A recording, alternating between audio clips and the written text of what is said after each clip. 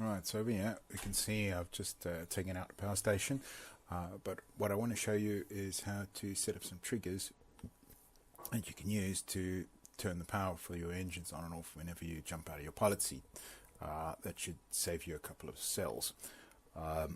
So how this is working, I've just painted the area that the sensors are covering on the floor here, but I just want to show you what's really happening over here. So when you go and stand here, this sensor sees you and it turns the thrusters off. See, they've turned off. And if I go stand closer to the pilot seat, I've got a little light that shows me what's going on, and the thrusters turn back on again, all on their own. Okay, so we're going to rush through this very quickly. On the left here you can see the diagram showing what we're going to build in the end, but I'm just going to show you the basic version, which just uses an SR latch. Okay, so the two sensors there drive the set and the reset inputs on the SR latch. Okay, and what that allows you to do is drive the Q output to drive all your thrusters on or off. So what you do have to do is you have to assign the output signal to every single thruster. And now this isn't the same as a quick group or shortcut.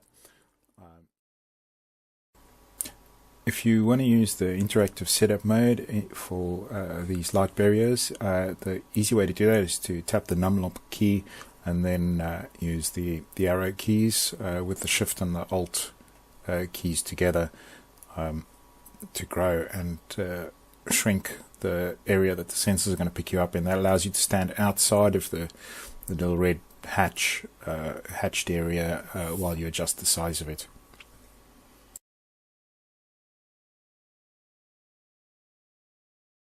So this is the reset signal. So when you cross this line, I'm just going to show you what that looks like using the interactive. As you can see, I've used the interactive setting up to actually set the area for the on and off, for the off at least, or the reset of the SR latch, and this is the set of the SR latch. So when you step into this area, it's going to turn the engines on again. And they'll stay on so long as you stay 4 of that, or you don't use creative mode or God mode to kind of go through the walls. Alright, we're just trying to bypass we didn't manage to bypass it.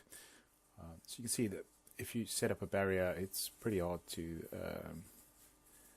accidentally not trigger it. But I hope you guys are seeing the one flaw with this entire system.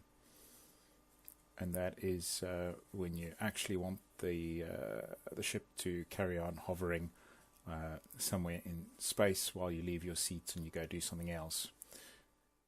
So in the next clip I'm going to share a little bit more detail on how to actually set up a bypass switch that handles that situation.